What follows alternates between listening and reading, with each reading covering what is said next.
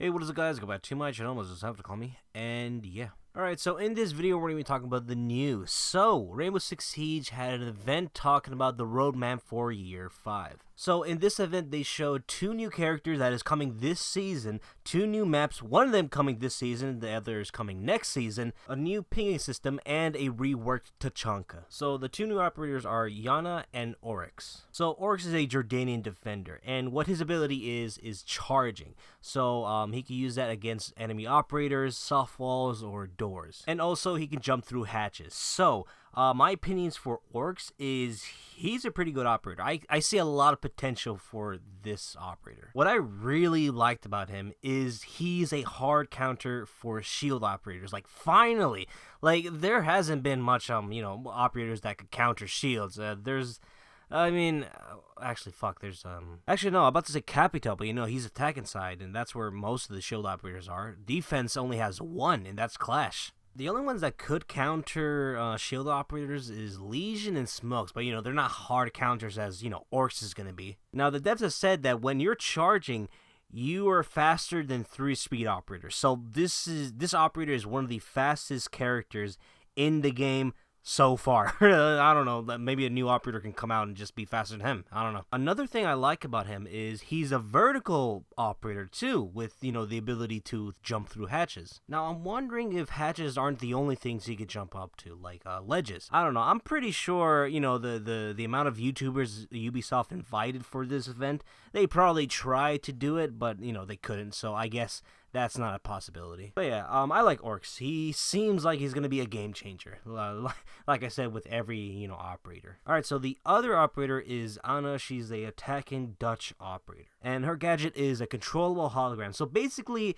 a drone that looks like and sounds like you. I think if you're the type of person that loves droning before you push an area, this is the perfect operator, because there's no limit on how many times you could use this gadget. There's only a 15-second, timer, but, after that, you have to wait for 20 seconds if you deactivate it. But if the hologram gets shot, you have to wait even longer. I think it's like 40 seconds. Now, I could see this operator being used very intelligently. Like, I could see someone, in a 1v1 situation where you already planted the bomb, you're just waiting until the enemy comes out so you can shoot it back. So you try to hide somewhere very safe and have one of your holograms just wander around site trying to find this guy and then throw off the enemy to shooting you, and then now you know where he is and you could shoot back. So yeah, I don't see her as a big changer as Oryx is going to be, but I do think she's a good operator and a useful one. So the 2 new maps that we're getting is Oregon and House. So these aren't, new maps. They're just, maps that already existed, but they're getting reworked, a remaster. So yeah, Oregon is one of my favorite maps to play on, but I thought, yeah, this needs a little bit of rework.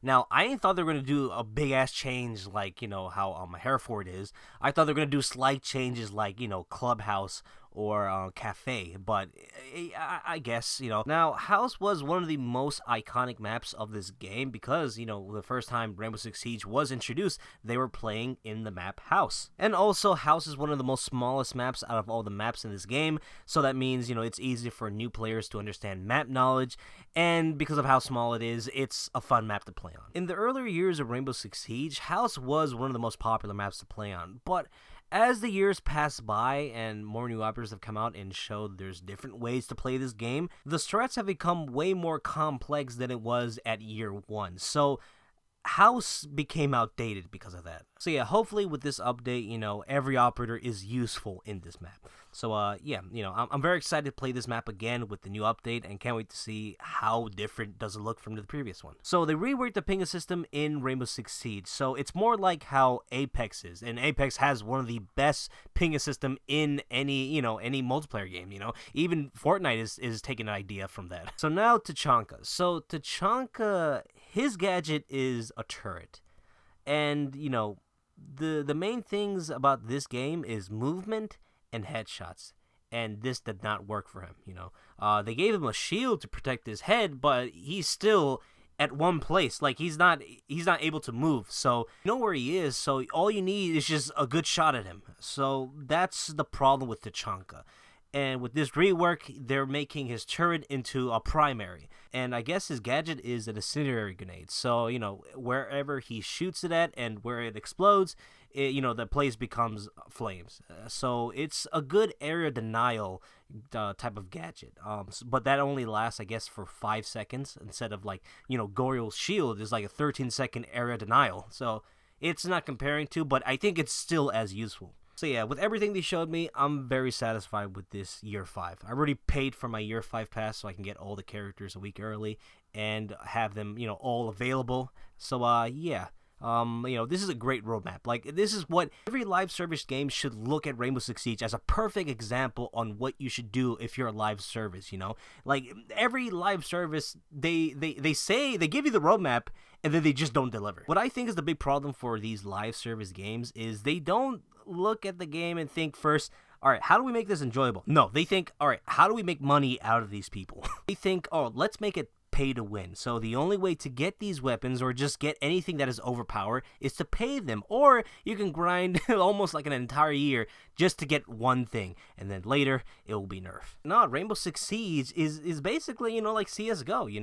It's mostly gameplay, and everything you pay for is just cosmetics or a different way to play them, like a different operator. So yeah, Rainbow Six Siege, to me, it's one of the best multiplayer games of this generation, and probably will go to next generation too. So yeah, that's all I gotta say about Rainbow Six Siege. I'm really excited for Year 5. Alright, so next news is Sonic the movie is doing very well in the box office. So I was really surprised with that news, and also surprised of how well this movie is being rated. So yeah, a lot of positive reviews, and the reviews I've seen, they've said, yeah, I expected it to be shit, but it actually wasn't. It was actually, just good, just good. But if you're a child and a Sonic fan, yeah, you're gonna enjoy this. Now, there are people, feminists, that are really hating on the Sonic success, because, their movie, Birds and Prey, isn't doing very well. Well, if it focused on, I don't know, being a good movie, then yeah, maybe it would have succeeded and done better than,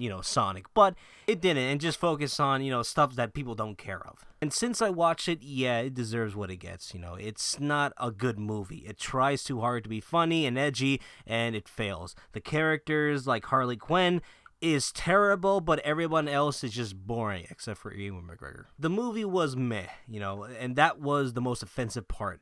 It didn't try to do anything. It was boring. So these so-called feminist comic book fans are telling off, Sonic fans, oh, you guys are just, 26-year-old virgins, watching a baby film. It's like, bitch, do you know how ironic it is that the same culture you say you rep for, the geek culture, back then, people were telling us that, the same thing. Oh, you guys are reading comic books. Oh, you're reading all these baby, stories. You see the irony. Guys, we're like, these feminists are just telling us, oh, you guys are babies for watching Sonic. Yo, we're in the same fucking boat. They're trying to make it seem like, oh, comic books nowadays, now they're well respected, People see comic books as, adult fiction too. No, it's not. Outsiders still think that we're reading baby shit. And same with video games. We're playing baby games. Yeah, to all the toxic Birds and Prey fans, just like what you like, alright? If people like Sonic, just let them like it, alright?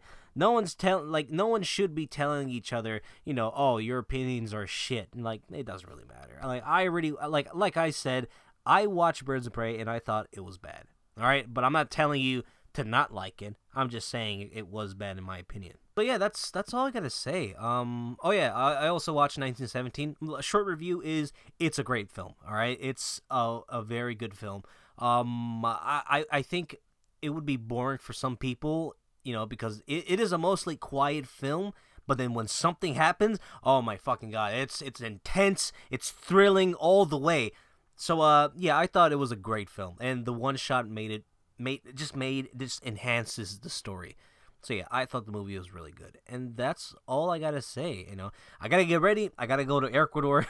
Fuck, I don't feel ready. Fucking, oh my god. I hate my parents. I fucking hate my parents. They told me, oh, they told me the idea of, hey, you want to go to Ecuador? I said, yeah. All right, we got you tickets for 4 months. I mean, 4 weeks. They're like, what?